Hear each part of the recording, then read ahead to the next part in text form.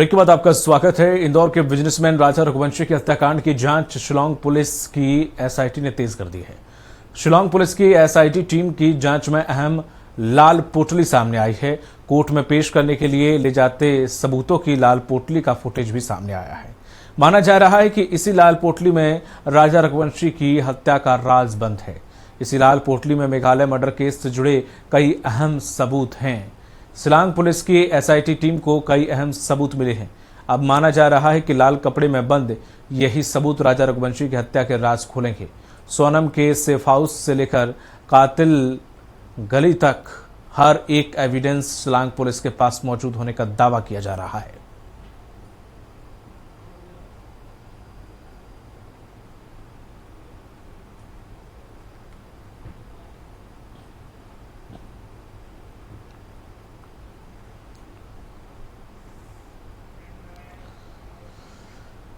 राजा Raghuvanshi murder case के सबूत लाल पोटली में बंद होने के साथ माना जा रहा है कि सोनम राज समेत दूसरे आरोपियों को सजा मिलना तय है। इस कांड में कौन से सबूत आरोपियों को सजा दिलवाने में अहम साबित हो सकते हैं, आरोपियों को कितनी सजा हो सकती है, इसको लेकर राजा के परिजनों की वकील रूपाली राठौर से स्वराज संवाददाता विकास सिंह सोलंकी ने खास बात की।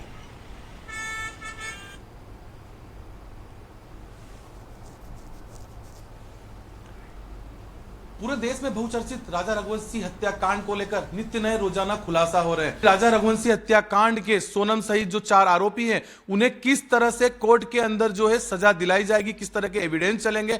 हमारे साथ यहाँ पर मौजूद है सीनियर एडवोकेट रूपाली राठौड़ जी, उनसे हम चर्चा करते हैं। रूपाली जी, बहुत चर्चित हत्याकांड हुआ है इंदौर के अंदर राजा रघुवंशी, कई तरह के नित्य नए खुलासे हो रहे हैं। अगर बात की जाए तो 5 आरोपियों को जो है जेल में पहुंचा दिया गया है। 3 अन्य आरोपी जो है उन्हें भी साक्ष्य मिटाने को लेकर शिलांग की जो एसआईटी की टीम है उन्हें हिरासत में लिया है। तो सबसे पहले समझना चाहूंगा कि उन 5 आरोपियों को किस तरह से एविडेंस चलेंगे, क्या एविडेंस मायने रखते हैं, और जो शिलांग की एसआईटी की टीम जांच लगातार कर रही है कि जो काला बैग है जिसके अंदर नकदी रुपए बताए जा रहे हैं, राजा रघुवंशी की सोने की चेन है, एक रिवॉल्वर बताई जा रही है, तो किस तरह के एविडेंस जो है कोर्ट के अंदर चलने वाले हैं?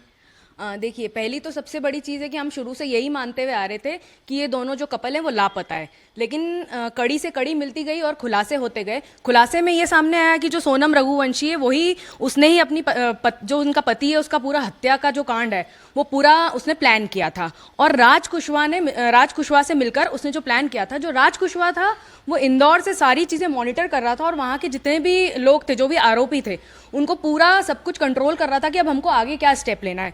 जो कड़ी जुड़ी है, जो उन्होंने एक जो मर्डर वेपन था जो ऑर्डर किया था ऑनलाइन, वो पुलिस को मिल चुका है। और पुलिस को मिलने के बाद जो उस पर ब्लड के सैंपल और डीएनए थे वो मृतक जो हैं राजा रघुवंशी उनसे मैच हो गए हैं।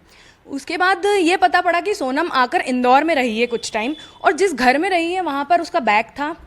बैग में 5 लाख रुपए, कुछ ज्वेलरी थी और कुछ रिवॉल्वर भी मिली है। तो ये सब जानते हुए जो जिनसे उसने मकान किराए पर लिया था, जो ब्रोकर बीच में था, मालिक, और उन्होंने मिलके सारे जितने भी एविडेंसेस थे, या तो उन्होंने शायद पैसों के लालच में या कुछ और किसी के इंस्ट्रक्शंस पे उनको डिस्ट्रॉय करने की कोशिश की, उनको जला दिया है। क्या लगता है इसमें जो 5 आरोपी हैं उनको किस तरह की सजा मिलेगी, क्योंकि डिजिटल एविडेंस मौजूद है, जो आपने बताया कि जिस से हत्याकांड को अंजाम दिया गया था वो हथियार पुलिस को मिल चुका है। अब जो है 5 को किस तरह की सजा मिलेगी, और जो 3 नए आरोपी जो बने हैं, चाहे बात की जाए जो प्रॉपर्टी ब्रोकर है उसकी की जाए, जो मकान मालिक था उसे जो है ग्वालियर से गिरफ्तार किया गया है, वहीं जो चौकीदार है, तो इनकी क्या भूमिका रहेगी। और हत्या के इसमें जो राज कुशवाहा इंदौर में रहकर जो है बताया जा रहा है, शिलांग की एसआईटी बोल रही है कि मास्टरमाइंड जो है राज और सोनम है, तो किस तरह की सजा इनको मिलेगी? देखिए, ये जो 5 आरोपी है, जो राज कुशवाहा है उसने इंदौर से लेके सारी चीज़ें मॉनिटर करके सारे इंस्ट्रक्शन देके काम तो करवाया ही सारा। तो ये जो 5 लोग हैं इनको कॉमन इंटेंशन है इनका, तो वो इक्वली ही रिस्पॉन्सिबल है उसके मर्डर के लिए। तो इनको या तो लाइफ इम्प्रिजनमेंट हो सकता है या कैपिटल पनिशमेंट मिल सकता है, जो प्रूव है एविडेंसेस पे ये डिपेंड करता है सारा। और जो बाकी के 3 आरोपी है जिनको अभी गिरफ्तार किया गया है, ये आरोपी अगर हत्या में शामिल है तो इनको भी उतनी ही सजा मिलेगी जितनी उन 5 आरोपियों को मिलेगी।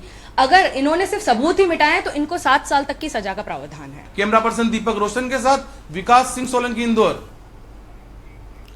इंदौर के राजा रघुवंशी की हत्या के बाद सोनम शिलांग से लौटकर इंदौर के जिस फ्लैट में रुकी थी, उसके मालिक लोकेंद्र तोमर को ग्वालियर जिला न्यायालय की अर्पिता त्रिपाठी की कोर्ट ने 3 दिन की ट्रांजिट रिमांड पर सौंप दिया है।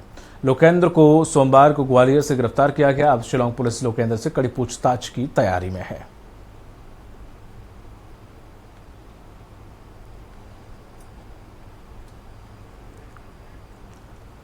क्या फ्लैट किराए पर देकर फंसाया गया था? लोकेंद्र लगातार यही कह रहा है कि वो निर्दोष है, वो नहीं जानता कि कौन है सोनम, न उसने कभी नहीं देखा सोनम का चेहरा। लेकिन ये कहा जा रहा है, पुलिस ये मानकर चल रही है कि सबूत मिटाने में कहीं ना कहीं इसका भी हाथ था।